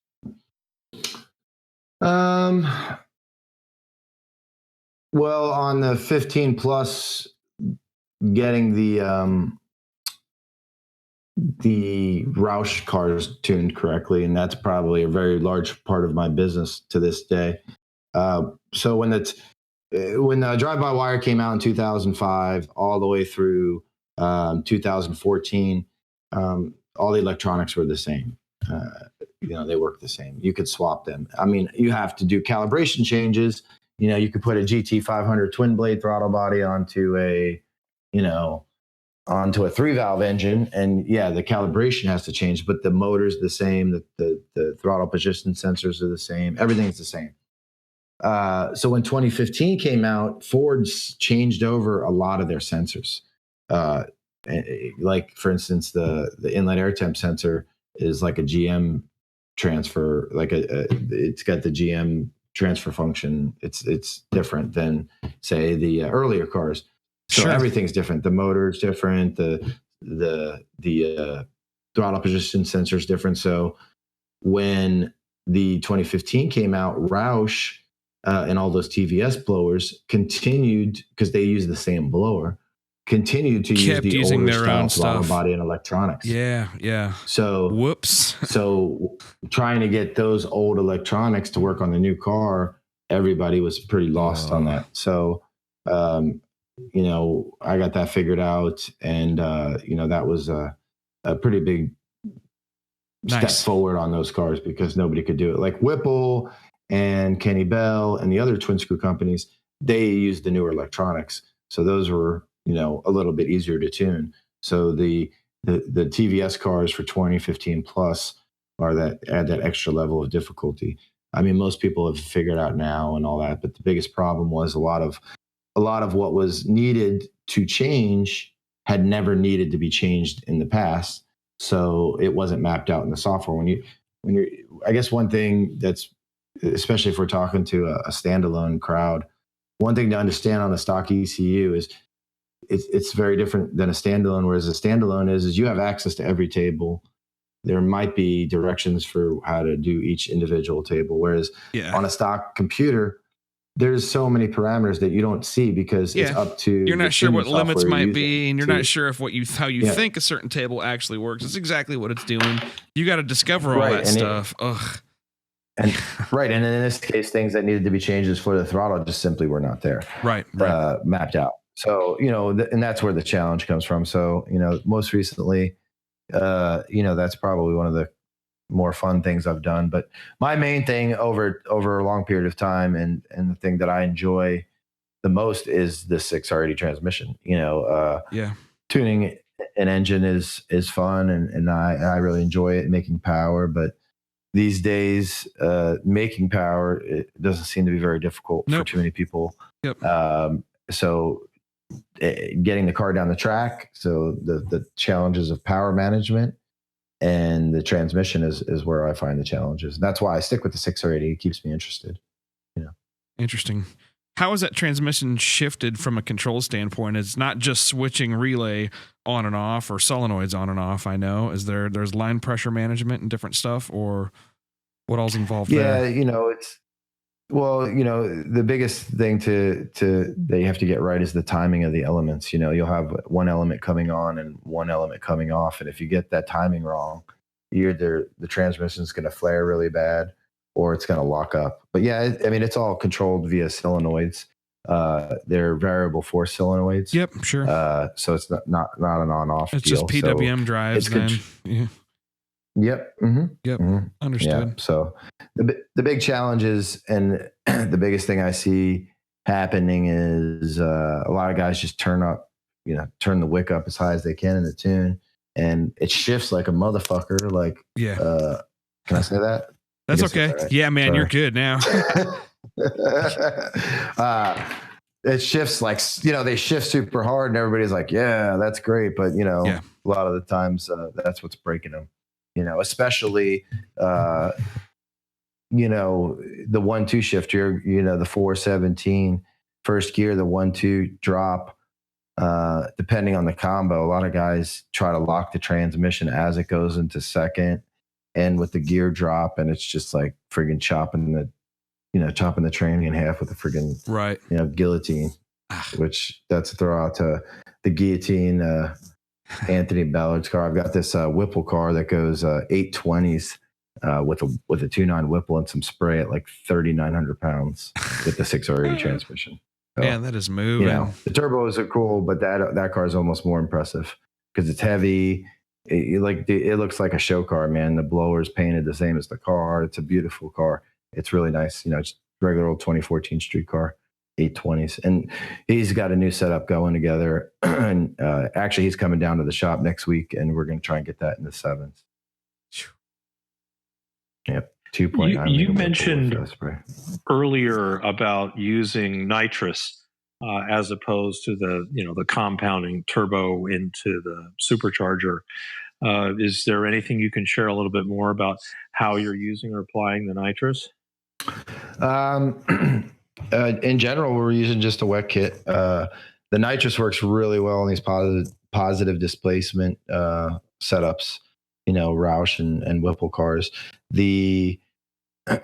Most of my customers aren't spraying huge shots on these cars, anywhere from like a 50 to like 100, maybe a 150. And most of those guys are using some sort of throttle body deal or a fogger of some sort. But the car that I just mentioned that's been 820s, he has spray bars in his lower manifold of his Whipple setup. So because we're planning on spraying. We've sprayed that car. I believe that pass was like 175 or a 200 shot, but we're planning on spraying up to 300 to a 350 shot on that car if we have to. So given the overall powers, and there's a lot more knowledgeable people on here than I am, but is this more chemical intercooling with a little bit of the benefits as opposed to really the torque production that nitrous is traditionally associated? I don't know if you've had these things on a dyno where you could actually look at what happens at the head. Yeah, well, it's more about power management, really. Okay, so a turbo car, you leave at low boost, and then you bring it in. Well, on a car like this, it's a 2.9 liter Whipple, so it's tapped out, in just over that 1,000 horsepower range. And then we're using the nitrous like a boost controller instead of going with a bigger blower, right? We could throw a 4-liter Whipple on it and make 1,300 horsepower on blower or more. But then it becomes super difficult to control that via power management, say on a Whipple car. So it's, my strategy is to stick with a small blower and use the nitrous as your power management. So that's really what it comes down to. A car like his car, he goes, he's been 840s on blower and he wants to go faster. So throw the nitrous on it, bring it in, just like in the similar manner that I'm bringing in boost on the white car, kind of slow because first gear is so steep, and then pour it in, let it eat. That's very clever. I guess, something else we haven't talked too much about during this conversation is fuel. An awful lot of guys now are going to alcohol. It seems like E85 was, so 2010 or something. And now a lot of guys are trying to do M1 and all that sort of thing. What do you guys run for fuel in most of these?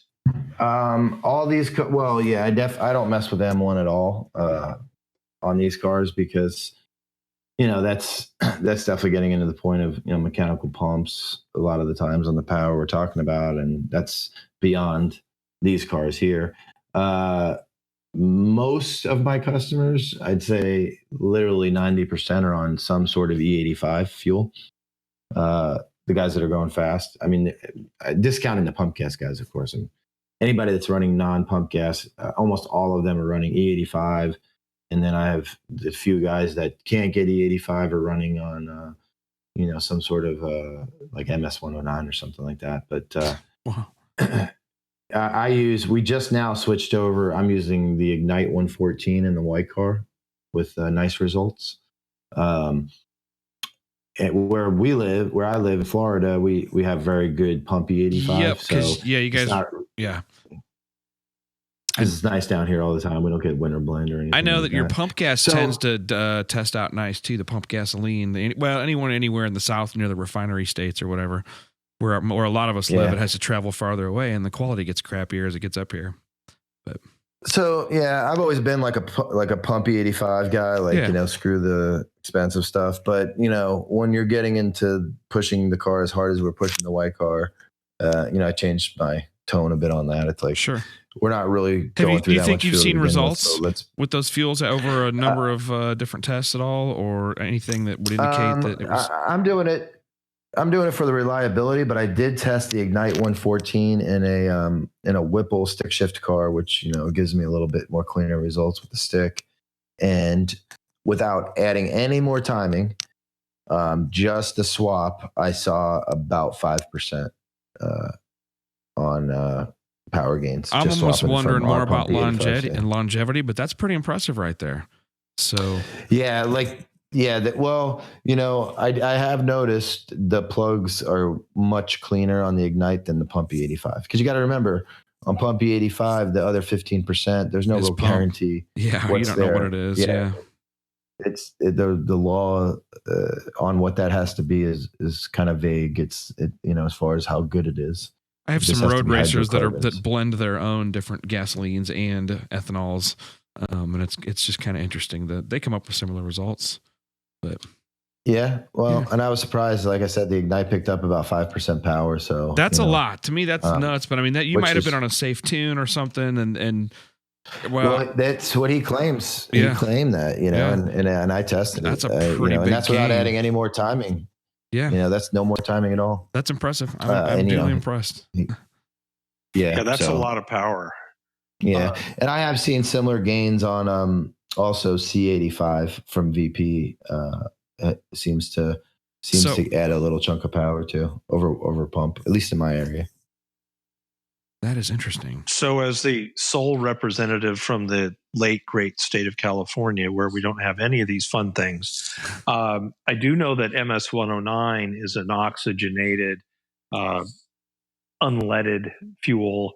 But Ignite 114, I apologize. I'm not familiar with Ignite 114. Can you shed a little light on what it is? It's a ethanol-based fuel. They market it as a direct replacement for E85, but it's closer to 90% ethanol. And then the other portion of the fuel is, just like every other fuel guy, it's a proprietary blend of special seasonings, whatever. Have you tried the FTW purple by any chance? No, I don't. I haven't really messed with FTW. I have customers that have run it and all that, but I mean, it's so expensive that I don't know. I just never really messed with it. How much was that Ignite E90? I don't know retails for $75 for 5 gallons, but nobody ever pays retail. I think you can get it for like $60 for 5 gallons. So it's not cheap. It's more comparable to a standard race gas than any kind of pumpy 85, but the FTW is, I think, twice that, so. Yeah. And like I said, we're at a point where we're really not power limited. So I'm not doing it for that reason. I'm just doing it for the safety reasons. And I think the FTW may have some stuff in there that is maybe more it's not safe. Volatile? Yeah, it's more volatile. It's definitely more volatile. So if I was in a power limited setup, then yes, but I hate this sounds bad, but we're talking street cars here. Sure. I'm never really power limited, in a race application where every last little ounce counts, but we're rarely in that situation. We're usually working up against some other limit, whether it be tire or transmission or anything like that. Sure. What's the level that you typically like to switch from pump ethanol to something out of a can? On this car, I don't know exactly the power level, but we went, 830s, low 160s. There's really nothing. I don't know if there's even a consistent point. It just felt like the right time for me.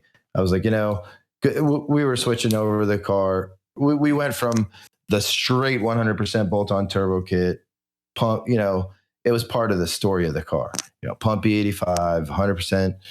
bolt-on turbo kit, and we went to 830s, and then I'm like, we're going to go air to water, and I'm like, at this point, let's go ahead and switch the fuel. It was, I didn't put a whole lot of thought into it, but somewhere in that range, 1,000 plus. It kind of depends on what you're using the car for, and you don't have to do both. I've got a lot of customers that drive these cars often, so they'll run pump E85 daily, and then when they go to the track or they're going to race or whatever they do with it, where they push the car, they'll switch over to Ignite or C85. So yep. Yeah, that's kind of what I was asking. That's the smart move to me anyway. I'm pretty much in that situation myself. Yeah, I'm going to do the same with my car. My car's been sitting for a while, and I was planning on getting it back out and doing what we did with the white car, but then he wanted to do it with that car, and being a 15, it's a little bit more relevant to the business. Turn it down to 500 or 600 at the wheel on street on the pump gas or whatever, and then and then when you put the good tune in it at the track, run the good fuel, it's only going to cost you an extra $50 that night or whatever, $40 to not hurt stuff.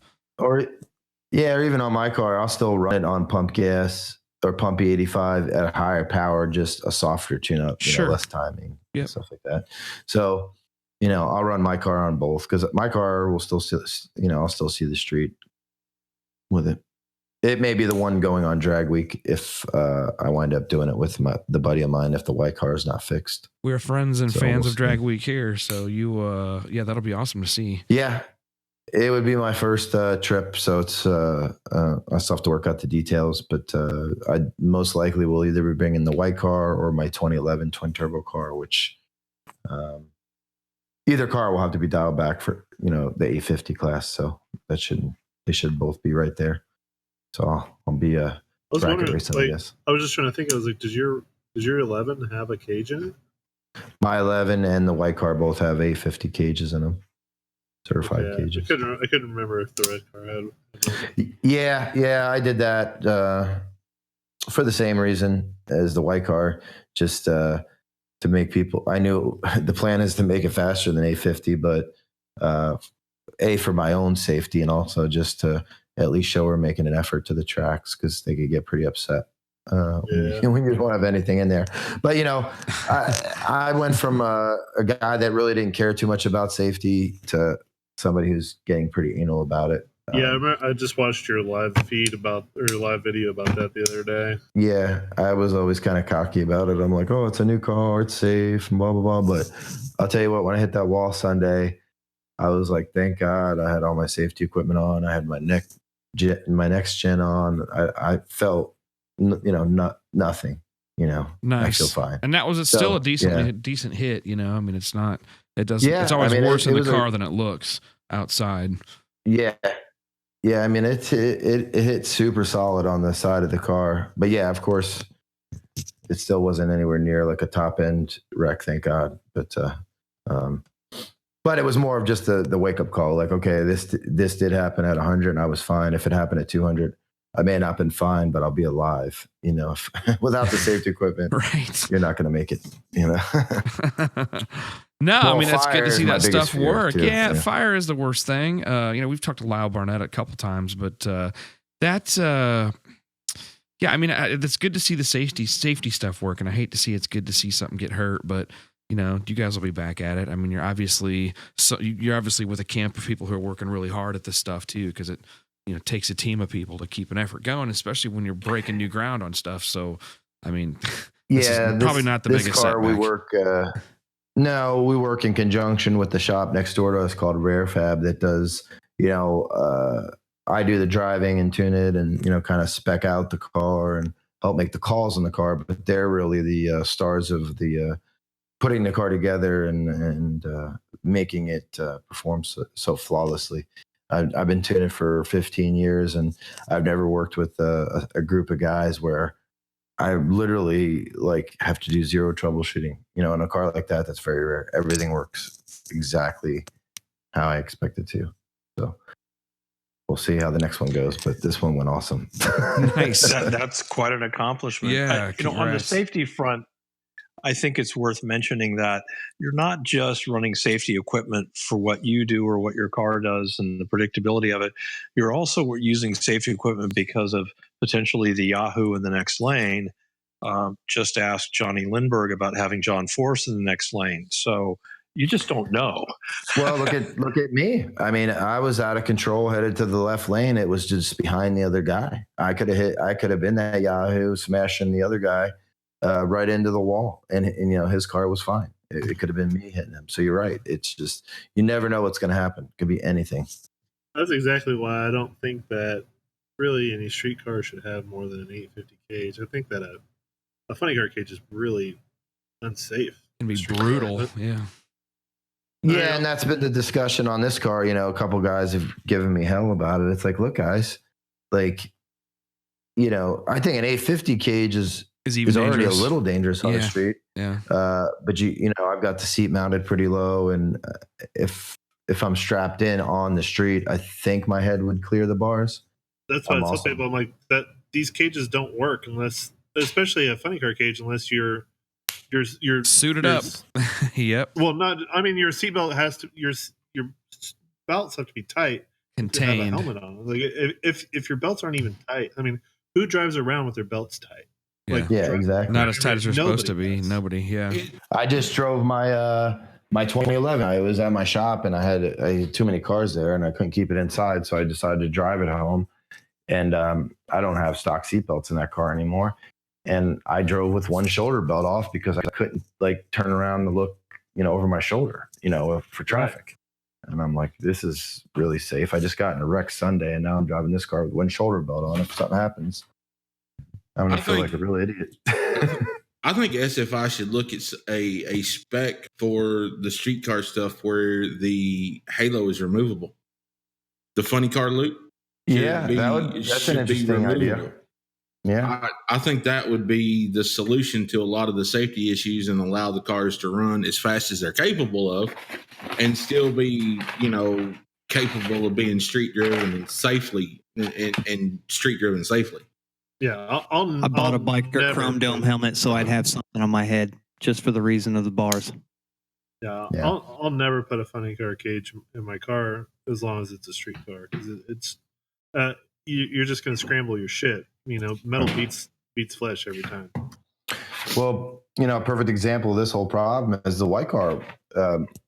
When that car is fully dialed in, I think it can go sub 750s. I'd like to take that on drag week and show what it really can do. But I know, or at least I've heard, that they're very strict about that, and there's no way that's going to happen. I can get away with it here and there to test and tune and show what the car can do, or we can rent the drag strip. But when it comes to going on something like drag week, it's a heck of a commitment to get halfway through the week and have one track be like, no, sorry, we're enforcing everything today and you're out. And well, it's not drag even the track. I think it's let you run faster than your cage. Yeah. If you have a 850 cage, you can't turn in a time slip faster than an 850, period. Yeah, got it, yeah. Although strict. if you watch the 850 shootout, you saw a number of people drop some 830s and stuff. So they kind of loosened up at the end. This from somebody who has a funny car cage in their car, but I also have the seat. I also have myself sat in the seat in the right spot.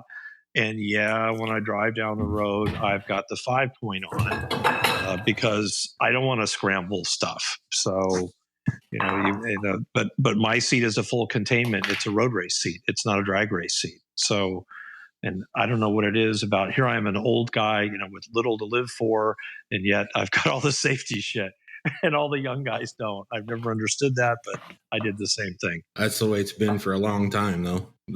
All the guys that think they're invincible are the ones that don't, or the younger ones. But I think a lot of the young guys have newer stuff, and it just comes easier to them too. So it's like that's the number one problem with with what I'm doing with these street cars is the power is so easy to be had. Yeah, there's a lot of the guys that have been doing it a while that understand it, but there's another whole group of guys that they have no idea what they're buying. I mean, I just had a guy a couple of months ago stop by because he was at the muffler shop down the street getting his cats cut out or something, who knows. And he had a brand new Mustang, and he's like, yeah, I was thinking about it. He didn't really know what he was talking about. He's like, I want a supercharger. So I set him up with a Whipple, and I kept telling him, look, man, this thing, it's a lot of power. It's going to make 700 at the wheels with the biggest pulley they make. And he's like, okay. He had no concept of it. And he almost killed himself in that car. You know what I mean? Like, he's fine, but he came back and he's like, man, I had no idea what I was buying. And I'm like, I know I was trying to explain to you, but it's just, people are so used to hearing these big numbers thrown around when it comes to 1,000 horsepower. People are used to dyno jet numbers. Yeah. Yeah, 1,000 horsepower is where it starts now. Like that's right. That's base numbers now. I get the I want 1,000 rear wheel, statement at least a dozen times a week. Well, my favorite is the guys that see what I do with these cars and call me up and say, I want 1,500 at the wheel. I'm like, this car doesn't even make 1,500, and we're going sevens with it. Like, do you have any idea how much a real 1,500 horsepower is at the wheels? I mean, right? What do you? Yeah, they just don't have they don't have a clue at what it actually takes to make that power and to be safe at the wheel of that much power. Well, that's a whole new set of problems that you didn't know existed. Yeah. Right? Yeah, but the problem is it's because we've created an entirely new generation of big power with parts that bolt on. So right, shelf. You got shelf combinations that you can go pull off my shelf. Take for example the S488 from Forced Inductions. That turbocharger, it's $2,200 and it will make 1,400 wheel. Exactly. And guys don't have to work for it anymore. Right. Well, a guy with a credit card and a Fox body Mustang can build an 8-second car with nothing but a credit card. And unfortunately, he can go to most drag strips and get in that car and run 8. And it's all good the first couple times until the shit goes down and that asshole wads it up and ruins it for all of us. Well, I agree. For a while that the Coyote guys are the new 03 Cobra guy. Like when the 03 Cobra came out, all those guys were super cocky because they actually ran okay with all the stuff. The Coyote guys they're that guy. That's the new guy. You know what I mean? Like that you do a tune and tires, and that motherfucker's already in the 11s. So that's pretty awesome. All these other guys that actually have to try to do stuff. They actually have to try to make power, and they're like, "Oh, you're not very good at this." No, motherfucker, you spent like $30 on two things, and your shit runs okay. Nah, you're right. You're right. Stickers are worth horsepower. Well, that's fun. The 15 plus Mustang, since the car is so much nicer, it brought in a bunch of guys that just really don't know anything about, paying their dues. They came from a totally different brand. They're like ex BMW guys and all that. And they're just like, it's a totally different approach. Just like you said, it's like they bought a few things, they're fast, and they just think, well, that's how it is. It's like, do you have any idea how lucky you are to be going that fast for such a little effort? Let me tell you, if I had a shop that worked on Fords, I would make everybody that came in the door sign a legal disclaimer that said, in stock form, my Mustang is perfectly capable of crashing while leaving a car show. Wah, wah. And running down the crowd. Hey, when I was a kid, I had to push my Mustang up hills both ways in the snow. So just come on. Barefoot and pregnant. Like, I'm a young guy, but I started with a 302. My Mustang and stuff started with a 302, and then a 2-valve. It's like, I'd actually try to do shit. These guys... You're still doing shit the hard way with a 2-valve. I'm fucking stubborn. We knew that. Hey, I was a 2-valve NA guy, so it doesn't get worse than that. Oh, my God. You are crazy. Yeah. You and the all slip, I swear. You guys and the 2 valves naturally aspirated. Yeah, I had to start somewhere, man. Right? Then I found boost. You moved on. Well, I was one of those guys that was like, oh, well, yeah, anybody can add boost, but if you can do it NA, blah, blah, blah, blah, blah, whatever. I want to go fucking fast. I need boost. Amen. Amen. Which is a reminder to all you guys to have a little conversation with your carrier. I hate to be the downer guy right now, but have a conversation with your carrier about what happens if somebody's car you tune goes and does something stupid and something bad happens. You want to make sure you've got something to make sure that you don't lose your house or your family's, business or whatever. Just there goes Bill giving good advice again. Well, at least somebody decides to be the voice of reason every now and then. Thanks, Dad. If you're one of the drivers and you have your phone synced to the 911 service in your car, just remember to disable it when you go to the track, because if you wreck, they're going to show up at the track, and it's a lot of money when they do that. Well, that's funny. I know a guy, Ken Twaits, who has Had a customer who did that. 2 Z28 at an Optima race, and both times OnStar called the car while it was sitting there smoking. It was awesome. You're right. I remember that. OnStar, funny stuff. Hey, you know what? I remember seeing a video of a Corvette launching at the track, and OnStar called him.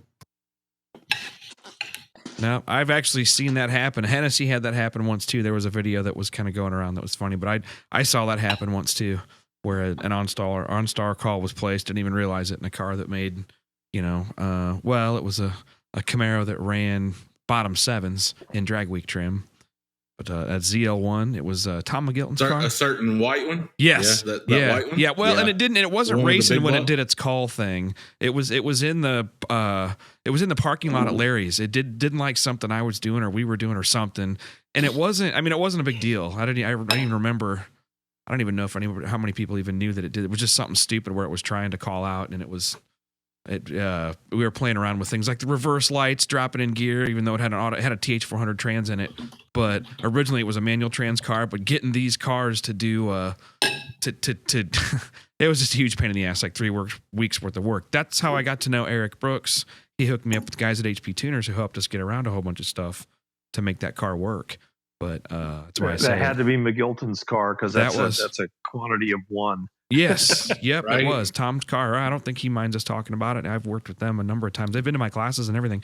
I hooked up with the HP Tuners guys with Eric Brooks, and he pointed me in the right direction of their GM guys, and magic stuff came out. They're kind of like Willy Wonka and the chocolate factory of factory computers. Some question goes in a little box, and it goes in one end of the building, and out the other end of the building comes a solution that works. It was like, wow, okay, cool. You're like, here, run this. They do that with Dodge ECUs too, by the way. It's the coolest thing ever. I'm glad they're there. I'm impressed. I hope that kind of stuff. Hope that the government doesn't start clamping down on the motorsports world with that kind of stuff, because we're such a small percentage of the cars that are out there. And these guys are damn, maintaining. I would guess that they're actually maintaining blowing clean emissions 80-90% of the time that those engines are being run on public highways.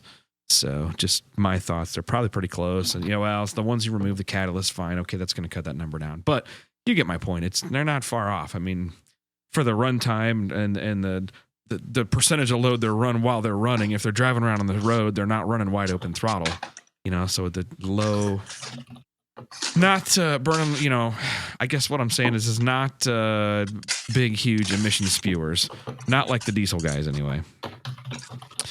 But I think the good news is, thanks to Elon Musk, they're all worried about autonomous vehicles. So we're all getting a little air cover right now. Right. While they pay attention to that stuff. We're doomed.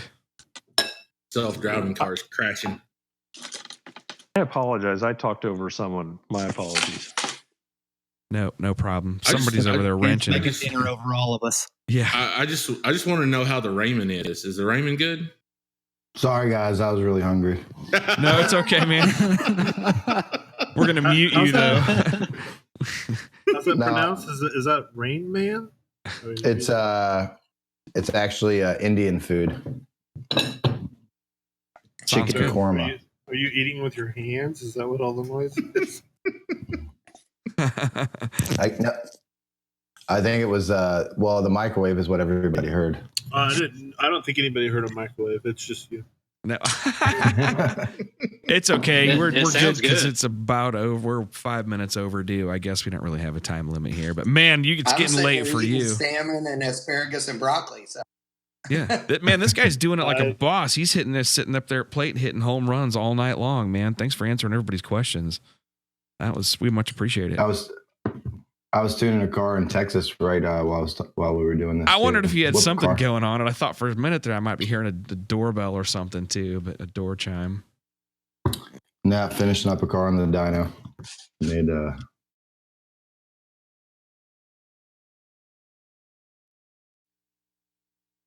points for multitasking. Yeah. No, but I get one more tune done. One less tune to do tomorrow. There you go. Yeah. Well, thanks for having me. I had a good time. Yeah, no problem, man. You're welcome to come back on anytime. You got the back door. You know how to get the password into the Discord server. You know how to get where you can just sit and listen to us if you want to. That's what some of the other guys do. So that way, if you want to chime in, feel free. But anyway. Awesome. I'll definitely check back in. Thanks. All right. Well, good luck with your efforts there. We'll be kind of following up on you and checking back in. All right. Thanks, guys. All right. Cool. Yeah. Thank you. Yeah. Thanks, Ken. Yeah, we look forward to seeing you at Drag Week. Yeah, I sure hope I make it.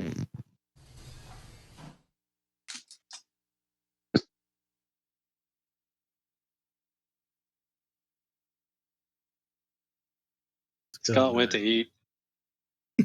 Yeah.